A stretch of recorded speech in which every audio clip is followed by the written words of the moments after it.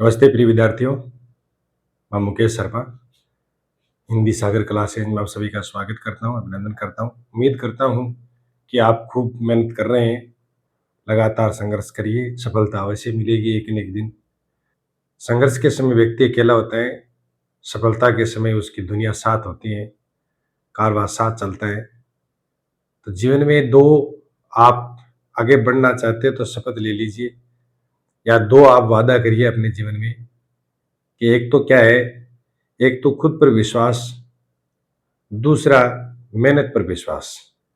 बस ये 2 चीज़ें अगर जीवन में उतार ली, यानी खुद पर विश्वास करिए और खूब मेहनत करिए, सफलता अवश्य मिलेगी। कई बार क्या होता है, खुद पर विश्वास नहीं रहता है। हमें ये रहता है कि भई हम जो पढ़ रहे हैं, वो सही पढ़ रहे हैं, गलत पढ़ रहे हैं पता नहीं। दूसरे के नोट्स में है वो अच्छे हैं, दूसरे की बुक है वो अच्छी है, हमारी बुक अच्छी नहीं है। तो इस प्रकार की नेगेटिविटी या इस प्रकार की नकारात्मक विचारधारा है, वो हमें छोड़ कर के फिर आगे बढ़ना है। ऐसा शून्य है, ये विचार शून्य लाना है। यानी ऐसा है ही नहीं कि हमारी बुक में ऐसा नहीं है जो दूसरे की बुक में है। यानी सेम एज़ इट इज़, एक जैसा ही है, उनके और हमारे। हम भी अब पढ़ना समय कितना दे रहे हैं वो हमारे ऊपर दारोमदार है कि हम ज़्यादा समय दे रहे हैं या कम समय दे रहे हैं। समय जितना ज़्यादा देंगे, जितना ही कहते हैं सोने को जितनी आग लगेगी, उतना ही वो प्रखर निखरता है। तो कहने का अर्थ है कि जितना आप तपोगे उतना ही आपको फल मिलेगा। तो आज एपीओ मेंस के लिए या अन्य प्रतियोगी परीक्षाओं में लिए, खास तौर से जो एपीओ मेंस के ऑफलाइन के बैच चल रहे हैं उनके लिए भी है, और जो ऑनलाइन देख रहे हैं उनके लिए भी। युगम शब्द जो चल रहे हैं उनकी हम चर्चा करेंगे, यानी जिनको कहते हैं समश्रुत भिन्नार्थक शब्द। इसको हम ऐसे भी कह सकते हैं सम उच्चारित भिन्नार्थक शब्द। यानी उच्चारण में क्या लगेंगे समान, अर्थ क्या रहेगा उनका भिन्न रहेगा। तो पहला देखिए, ये दे रखा है यहाँ पर कि अग और अग। अग मानी अग, देखो अग का अर्थ होता है सर्प या पर्वत। दो अर्थ लेना है, गया जाए तो सर्प या पर्वत, और अग गया जाए तो पाप। अग यानी पाप, ये पद्य रचनाओं में आता है कई बार। अग अग यानी पाप और अग यानी सर्प। फिर देखो आगे, एगम और आगम। एगम का अर्थ होता है जहां जाना संभव नहीं, ए और प्लस गम है इसमें, जहां जाना गमन करना संभव नहीं। आगम का अर्थ होता है शास्त्र या आना। क्या अर्थ है? आगम का अर्थ होता है आना या शास्त्र। आगम बोलते भी हैं, आगमन होना यानी आ गया, आगम। फिर देखो अचल का अर्थ होता है पर्वत। अचल जो चलता नहीं है, अचला स्त्रीलिंग हो गया तो यानी पृथ्वी। तो अचल तो हो गया पर्वत और अचला हो गई पृथ्वी। अचल अचला इंपॉर्टेंट है, ध्यान रखना, ये युग्म शब्द बहुत बार पूछते हैं। फिर देखो ये दो महत्वपूर्ण लिए गए, अजर और अजिर। अजर यानी देवता। अजर का अर्थ वो भी होता है जो कभी बूढ़ा नहीं होता है, ठीक है। अजर का अर्थ बूढ़ा होता है। और अजिर यानी आंगन। और अगला है, और वो है अद्दे। ये दे है, अद्दे, और एक है आद्य। तो अद्य आद्य भी पूछा जाता है। देखो जिसका अर्थ आज है वो अद्य है, और आद्य का आज बनता है, उसका अर्थ पहला है। उल्टा याद करना, अद्य का मतलब आज, आद्य का मतलब पहला। आज और पहला, ये भी इंपॉर्टेंट है। अद्य यानी आज, आद्य यानी पहला। ऐसे ही देखो अनल और अनिल, ये तो पूछते ही हैं। अनिल का मतलब आग और अनिल का मतलब हवा। अनिल का अर्थ हवा। तो कई बार पूछते समय ध्यान रखना चाहिए, अगले ने पूछा अनल और अनिल का संयुग्म अर्थ बताओ, और उसमें पहले अगर हवा दे दिया और बाद में आग दे दिया तो गलत हो जाएगा। अनल और अनिल का पूछा है तो पहले क्या होगा, आग, और उसके बाद में हवा। जैसे क्रम से पूछा है वैसे बताना। तो अनल का अर्थ होता है आग और अनिल का मतलब हवा। फिर देखो आगे, अनभिज्ञ। अनभिज्ञ और अभिज्ञ, ये दो शब्द है, ये बहुत बार परीक्षा में आ चुके हैं। अनभिज्ञ का अर्थ देखना जो अनजान है, जो विज्ञ नहीं, ज्ञान नहीं है। और अभिज्ञ का अर्थ होता है जानकार। अभिज्ञ, देखो अन्न लगेगा तब विलोम बनेगा। अब एक शब्द इसके साथ और भी आता है, इनमें मैं लिख देता हूं यहीं भी, यहीं। इसका अर्थ भी यही होता है, विज्ञ का अर्थ। यहाँ विज्ञ का अर्थ भी क्या है, जानकार है। अभिज्ञ का अर्थ भी जानकार है, दोनों का अर्थ एक है। इसका विलोम बनेगा अनभिज्ञ। अनभिज्ञ अनजान। अभिराम का अर्थ होता है सुंदर। अविराम का अर्थ होता है लगातार बिना रुके। लगातार अविराम, बिना विराम के। अभि और राम का मतलब होता है सुंदर। अविज्ञ का मतलब होता है जानकार, वही आ गया। फिर अविज्ञ का अर्थ होता है मूर्ख, ये इंपॉर्टेंट है। अविज्ञ, अभिज्ञ और अविज्ञ। अविज्ञ मतलब मूर्ख। फिर देखो अज्ञ और विज्ञ। अज्ञ का मतलब मूर्ख होता है, अ का मतलब नहीं, ज्ञ का मतलब ज्ञान, जिनमें ज्ञान नहीं है। वी का मतलब विशेष ज्ञ मानी ज्ञान, जिसको विशेष ज्ञान है यानी जानने वाला या जानकारी रखने वाला। अज्ञ का मतलब मूर्ख। तो ये देखो इतना याद रखना, अनभिज्ञ का अर्थ होता है अनजान, अभिज्ञ विज्ञ का अर्थ होता है जानकार, अभिराम का अर्थ है सुंदर, अविराम का अर्थ है लगातार। फिर देखो अभिज्ञ दे रखे हैं और ऐसे ही अविज्ञ, तो अभिज्ञ का अर्थ मूर्ख होता है, क्योंकि विज्ञ का अर्थ तो क्या होता है जानकार या ज्ञानवान, अविज्ञ का अर्थ हो गया मूर्ख और अभिज्ञ का अर्थ होता है जानकार। कहने का मतलब है कि विज्ञ में अ लगाने से विलोम नहीं बनेगा, अभिज्ञ और विज्ञ का अर्थ एक ही है, अन लगाने से इसका विलोम बनेगा। फिर देखो अभिज्ञ का अर्थ जानकार हो गया और अविज्ञ का अर्थ होता है मूर्ख। फिर अज्ञ और विज्ञ पूछते हैं, अज्ञ का अर्थ होता है मूर्ख और विज्ञ का अर्थ होता है जानने वाला। इसीलिए तो ए लगाए, विज्ञ में लगाते क्या बन गया मूर्ख बन गया, इसका मतलब विज्ञ मतलब जानने वाला। फिर देखो अभय, अभय का अर्थ होता है निडर, जो डरता नहीं उसको अभय कहते। और उभय का मतलब होता है दोनों, उभय हम बोलते भी उभय पद प्रधान द्वंद्व समास के, तो उभय का मतलब दोनों। और एक होता है अवलंब और एक होता है अविलंब। अवलंब का अर्थ होता है सहारा और अविलंब का अर्थ होता है बिना किसी देरी के, अविलंब। ये बना अ और विलंब से और ये बना अव और लंब से। अवलंब का मतलब सहारा, अविलंब का अर्थ होता है शीघ्र। फिर देखो अवगत, अवगत का अर्थ होता है ज्ञात कराना या ज्ञात।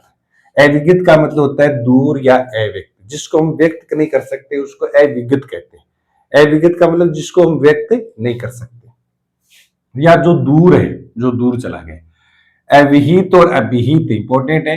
अविहित का अर्थ होता है विधि विरुद्ध जो होता है वो अविहित होता है, अविहित। और अभिहित का अर्थ होता है कथित या उक्त, यानी मैं कई बार बोलते भी ऐसे शब्द कि ये अभिहित है यानी कथित है, ये बात कही गई है, ये उक्त बात है।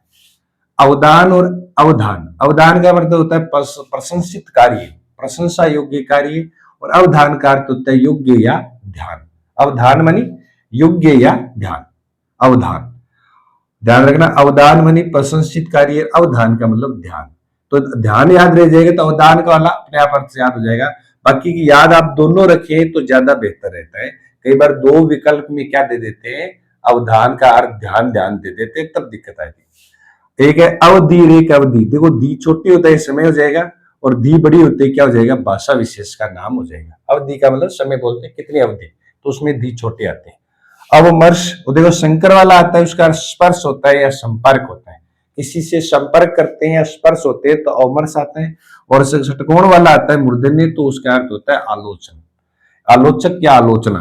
अवमर्श का मतलब आलोचना कर दो, आलोचना। अवमर्श का मतलब होता है आलोचना करना और अवमर्श का मतलब होता है स्पर्श करना। तो षटकोण का मतलब आलोचना।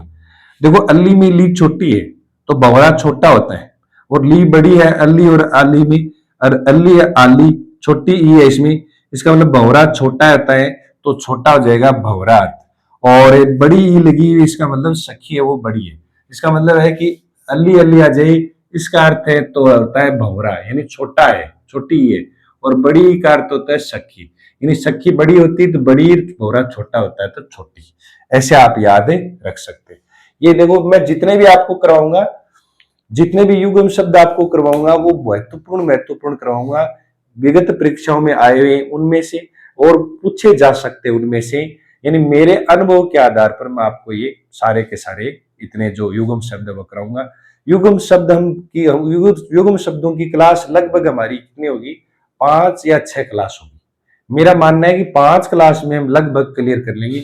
जैसे आज मान लीजिए युग्म शब्दों में चर्चा करें जोड़े में, तो 1 हो गया, 2 3 4 5 6, और उसके बाद 7 8 9 10 11 12 और 13 14 फिर 15 फिर 16 फिर 17 18, यानी 18 हुए। कहने का मतलब है कि 18 18 हम करेंगे या मान लो 30 30 करेंगे तो लगभग हमारे 100 युग्म शब्द हो जाएंगे। और 18 18 से 36 हो गए, 36 शब्दों का अर्थ हमने आज जान लिया है। ऐसे हम युग्म शब्दों को हम बार बार पढ़ते रहेंगे, क्लास हमारी जारी रहेगी, रुकेगी नहीं। क्योंकि एपीयू मेंस और अन्य बच्चे जो तैयारी कर रहे हैं, जो घर बैठे तैयारी कर रहे हैं, जिनको निःशुल्क चाहिए, वो आर्थिक स्थिति में नहीं है कि वो अपना पे करके वो क्लास लें, तो उनके लिए मैं सोच रहा हूँ कि क्लास ऐसे ही निरंतर जारी रहेगी। जैसे ही एपीयू की क्लास पूरी हो जाएगी, उनका सिलेबस पूरा हो जाएगा या उनकी परीक्षा हो जाएगी, उसके बाद विधिवत हम व्याकरण शुरू करेंगे।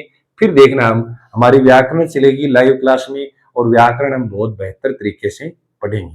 व्याकरण में सब चीजें जैसे संधि, समास, वाच्य, चाहे वो वृत्ति हो, चाहे पक्ष हो, जितने भी हमारे टॉपिक है, चाहे वर्ण विचार हो, संज्ञा, सर्वनाम, विशेषण, क्रिया, क्रिया विशेषण, अभिकारी शब्द जितने भी है वो सब सब हम विधिवत रूप से पढ़ेंगे। बस आप लोगों का अगर इस प्रकार से अगर सहयोग रहा तो क्लासें हमारी जारी रहेगी, क्योंकि हमें इतना ही तो है कि पढ़ाना ही तो है। भी हमारा काम तो पढ़ाना ही तो है।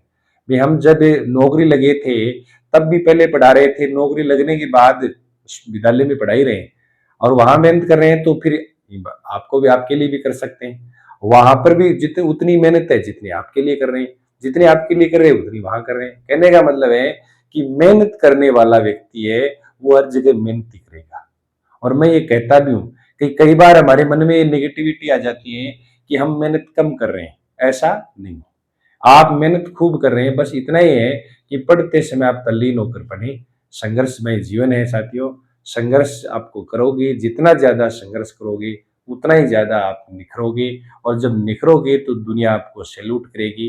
दुनिया, अभी आप दबे हुए हो, दुनिया के सामने में आप नजरों में नहीं हो, जैसे आपका चयन होगा आप दुनिया के सामने उभर कर आओगे, तब पता चलेगा कि ये मेहनत का परिणाम है, शान शकल का परिणाम नहीं है। जो संघर्ष करता है, जो रात दिन पढ़ता है, समय नहीं देखता है पढ़ाई का, वो अपना बैठा बैठा बेड पर या टेबल पर या मान लो कुर्सी पर बैठ के पढ़ता है, वो जब पढ़ता है तो उनको पता चलता है कि मैं कितना संघर्ष कर रहा हूँ, एक दिन मेरी सफलता जरूर मिलेगी। और वो जरूर मिलेगी, क्योंकि जो मेहनत करता है वो आगे जाके बढ़ता है, आगे जाके सरकारी सेवा में आता है या अन्य जगह जाता है, उनमें ज्ञान की वृद्धि होती है। ऐसा न सोचिए कि हम पढ़ रहे हैं तो ये हमारा यूं बेकार जाएगा, पढ़ा हुआ कोई बेकार नहीं जाता है, कहीं ना कहीं है वो काम आएगा। नेगेटिविटी को त्याग दीजिए, दूसरे से तुलना करने छोड़ दीजिए, दूसरों की नोट्स या पुस्तकों से तुलना करनी छोड़ दो आप, तो उस दिन आपका चयन हो जाएगा, पक्का चयन हो जाएगा, कोई रोकने वाला आपको नहीं है। बस ध्यान इतना ही रखना है कि हम जो पढ़ रहे हैं वो अच्छा पढ़ रहे हैं और उसमें तल्लीन होकर पढ़ना है। कई बार विचार जब आते हैं तो विचारों को आप त्याग दें। बस एक बार मन लगा के ऐसे सोच लें कि सर ने जो कहा था वो सही कहा था, क्योंकि मैंने ये जो संघर्ष देखा है, मैंने देखा है, क्योंकि हम तो अकेले ही पढ़ने वाले थे, हमें तो कोई गाइडलाइन करने वाला भी नहीं था। और जब हम ऐसे नेगेटिविटी, जैसे मैंने कहा था ना कि फर्स्ट ग्रेड में मेरा सिलेक्शन नहीं हुआ था, जब रिजल्ट आया था मेन में, शुरुआत में रिजल्ट आया था, उसके बाद मैं भी निराश हो गया था। मैं भी क्या है, निराशा की अंतिम चरम सीमा तक चला गया था, लेकिन फिर भी मैं उभरा। मैंने ये मन में ठान लिया कि जो हुआ है वो अच्छे के लिए हुआ है, ईश्वर जो कर रहा है वो गलत नहीं कर रहे हैं। और तो देखो, अच्छे के लिए हुआ। फिर परिणाम आया, सेकंड ग्रेड की तैयारी करी, उसमें भी रिजल्ट अच्छा आया। फिर फर्स्ट ग्रेड का रिवाइज रिजल्ट हुआ, उसमें परिणाम अच्छा आया। केवी का परिणाम अच्छा आया। धीरे धीरे धीरे धीरे सब अच्छा होता गया। पोस्टिंग नजदीक मिली, वो भी अच्छा हुआ। ठीक समय पर वह ट्रांसफर हो गया, वो भी अच्छा हुआ। तो कहने का मतलब है कि जो होता है वो अच्छा होता है, बस ईश्वर पर छोड़ दीजिए, आप तो कर्म करिए। कर्म आप अच्छा कर रहे हैं, ईमानदारी से पढ़ रहे हैं, तो आपको कोई रोकने वाला नहीं। युगम शब्दों की क्लास हमारी जारी रहेगी। आज के लिए इतना ही है। धन्यवाद। जय हिंद, जय भारत।